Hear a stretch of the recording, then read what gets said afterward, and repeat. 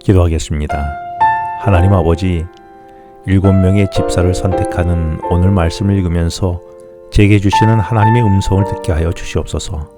예수님 이름으로 기도합니다. 오늘 묵상할 말씀은 사도행전 6장 1절로 7절 말씀입니다. 오늘 말씀을 통해 하나님은 제게 어떤 말씀을 들려주셨을까요?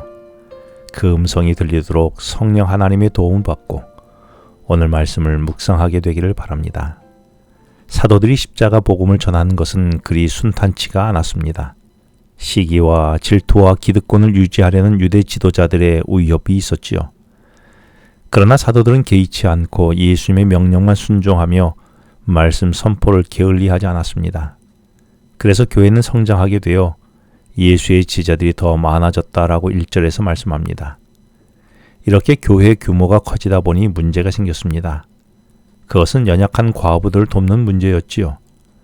여기에 헬라파 유대인들과 히브리파 유대인들이 차별을 받은 것입니다. 과거 다니엘 시절에 이스라엘 백성들이 바벨론에 정복당했을 때에 많은 유대인들이 포로로 잡혀갔거나 세계 각지로 흩어졌다가 그곳에 정착하여 살게 되었습니다. 후에 헬라 제국이 세계를 지배하면서 언어도 헬라 언어로 통용하게 됩니다. 반면에 본토의 끝까지 남은 유대인들은 이스라엘을 지키며 모국어인 히브리어를 사용하며 살아왔습니다. 이렇게 하여 교회가 성장하면서 흩어져서 헬라어를 사용하던 유대인들이 예루살렘에 왔다라고 그리고 복음을 듣고 예수님을 받아들여 교회 안으로 들어오게 된 것입니다. 이들을 헬라파 유대인이라고 부른 것이죠. 그러나 교회 안에는 예루살렘 중심으로 복음이 전하다 보니 예루살렘에 오랫동안 머물며 살던 히브리어를 사용하는 히브리파 유대인들이 월등히 많았습니다. 외국에 살던 헬라파 사람들 중에 귀환하여 고개에 온 사람 중에 일가 친척이 없는 가난한 과부들도 섞여 있었습니다. 그들은 누군가의 도움을 받아서 살아갈 수밖에 없었는데 안타깝게도 그들은 교회와 그동안 관계를 형성해 온 적이 별로 없었고 구제 일을 담당하던 사람들은 모두 히브리파 유대인이다 보니 그들이 구제에서 빠지게 된 것입니다. 그래서 헬라파 유대인들 사이에서 원망이 일어날 수밖에 없었던 것이지요. 혹 우리도 가까운 사람, 익히 알고 있는 사람 중에 중심으로 살다 보니 마땅히 돌보아야 할 자들을 빼놓은 적은 없습니까? 혹 그들은 누구입니까? 이렇게 헬라파 유대인들의 항의를 받고서 교회는 어떤 대책을 세웠는지 2절부터 4절에 기록되어 있습니다. 사실 그동안 교회의 행정과 말씀 선포와 제반 업무를 사도들이 모두 맡아서 해왔지요. 그러다 보니 사도들도 사실 히브리파 유대인들 중심으로 교회를 돌보았던 것입니다. 그런데 헬라파 유대인들이 항의를 받으면서 자신들의 잘못을 깨닫게 된 것이지요. 그래서 자신들은 앞으로 기도와 말씀 사역에 전념한 대신에 집사를 세우기로 결정합니다. 그런데 집사를 선택할 때에 사도들이 선택하지 아니하고 교인들이 택하도록 그 권한을 위임했습니다. 왜냐하면 자신들이 어떤 특정 부류나 특정 개인에게 편향되는 실수를 또다시 범하고 싶지 않았기 때문이죠. 그 결과를 5절과 6절에서 온 무리들이 이 말을 기뻐했다라고 말합니다. 그렇습니다. 교회는 어떤 특정한 부류와 개인에게 편향되어서는 안 됩니다. 실수가 지적되면 고쳐야 하고 반복되어서는 안 되는 것이죠. 나는 어떻습니까? 편향된 시선은 없습니까? 교회 안에는 모두가 참여하도록 개방되어 있습니까? 혹 몇 가까운 사람들과만 일들이 이루어지고 있지는 않습니까?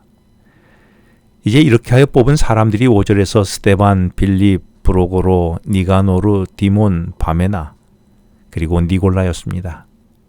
근데 놀라운 것은 초대교회가 최초로 세운 7명의 집사 모두가 헬라식 이름을 가진 사람들이었다는 사실입니다. 이 말은 봉사로 부름을 입은 자들이 그동안 구제 사업에서 혼례받았던 헬라파 유대인들이 선택되었다는 것입니다. 교회 구성원이 대다수가 히브리파 유대인이었지만 그들은 과감히 헬라파 유대인들을 수용하고 그들이 이 일을 맡도록 맡긴 것입니다. 초기 교회는 자신의 실수를 덮으려고 하지 않고 인정하고 받아들였습니다. 그리고 이제는 수용을 넘어 그들이 사역을 하도록 히브리파 유대인들이 헬라파 유대인들에게 표를 몰아주며 거리낌 없이 집사로 선택했던 포용력을 보게 되는 것입니다. 이후 초대 교회는 헬라파 유대인들의 활약이 일어나게 됩니다. 우리 교회는 어떻습니까? 다른 그룹이나 젊은 세대를 배척하는 것이 자연스럽지는 않습니까? 잘 모른다고, 때로는 잘 못한다고, 그리고 신앙이 깊지 않다며 배척하거나 제외하는 문화는 없습니까? 내게는 히브리파 유대인들이 선견없이 보여준 그 포용력이 내게도 있습니까? 헬라파 유대인들이 교회 안에서 사역이 시작되며 7절에서 하나님의 말씀이 점점 왕성하여 예루살렘에 있는 제자의 수가 더 심히 많아지고 허다한 제사장의 무리도 이 도에 복종했다라고 말씀합니다. 그렇습니다. 교회가 넓게 포용하고 받아들일 때 교회는 성장합니다. 그동안 교회를 어렵게 했던 제사장들조차도 허다한 사람들이 교회 안에 들어오게 된 것이죠.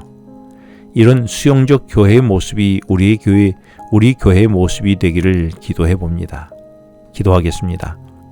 하나님 아버지, 잘못을 잘못이라 인정하며 잘못을 반복하지 않는 제가 되게 하시고 저와 우리 교회가 누군가를 제외시키지 않고 수용적인 교회가 되게 하여 주시옵소서.